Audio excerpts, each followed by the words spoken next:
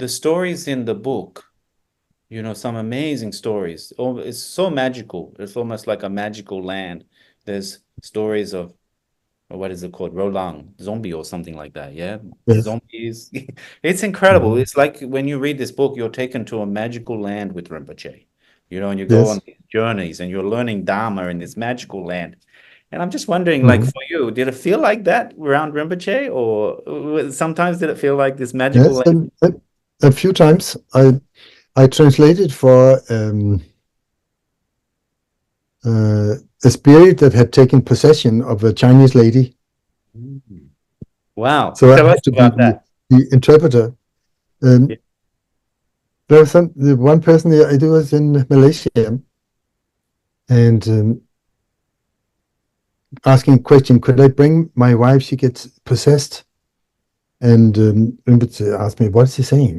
I said, he get some spirit comes into her. And Tulku Orgyen said, sure, bring her in. And then after a while, an old lady, not old, but maybe 60, and then four strong guys. And I thought, why is she bringing her bodyguards? And then her husband said, well, sometimes she gets a little out of line. So, but what happens is she sat down and Tulku Orgyen had a dagger of uh, brass that had been created by a Dharma protector with the name Vajra Sadhu, or in Tibetan, Dorje Legpa.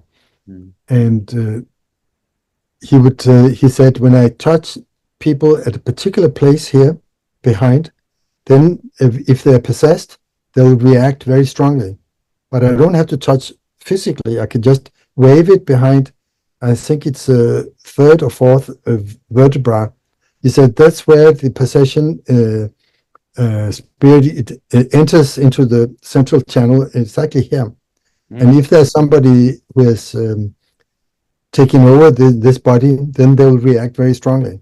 Mm. So he said, now look, and then he took it behind her neck and a little bit there, and then she started to become very aggressive. And the four big guys, they immediately held her arms and legs, and then she was very strong. Mm. Well, I think you have seen a film of the Oracle of Dalai Lama, who gets Yeah. very, very strong, like superhuman strong, and Yep. wears this hat that weighs maybe 40 kilos or something, as if it's nothing. But this Mm. lady was like that, and then she yelled loud, and Tulku said, "What did she say?" He said it's Chinese. I don't know. Well, ask. I said, "Okay, what's she saying?" And then the husband she says, "Who do you think you are, you Tibetan Lama?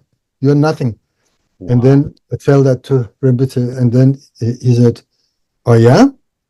And then this humble gentleman, he all of a sudden jumps up out of his bed and he holds the kilaya in one hand and his other hand like this and said, "I'm the emissary of Padmasambhava.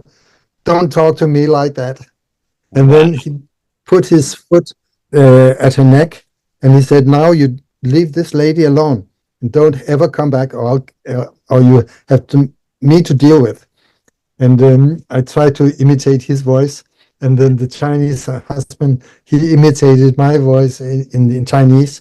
And then after a while, she said, "Okay, okay, I give up."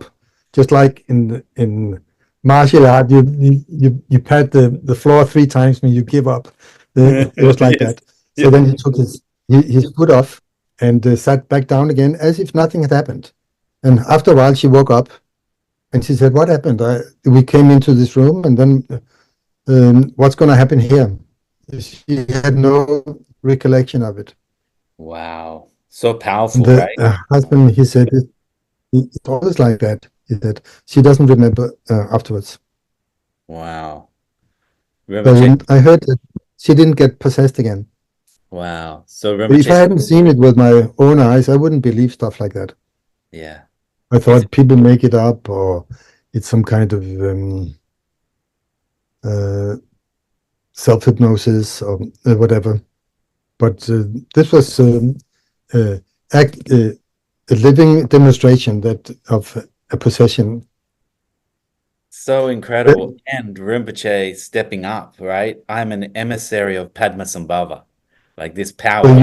So you just shut up. You just shut up. Were you scared saying this to the Yes, demon? of course. I was totally unprepared. Yes. Because you're the one who has to say to the demon, like through Rinpoche, you're the one saying, shut up. Oh, that's awesome. Thank you. What an incredible life. What an incredible life. So when the situation calls for it, he was able to manifest a completely different human being than the one I knew. Yeah.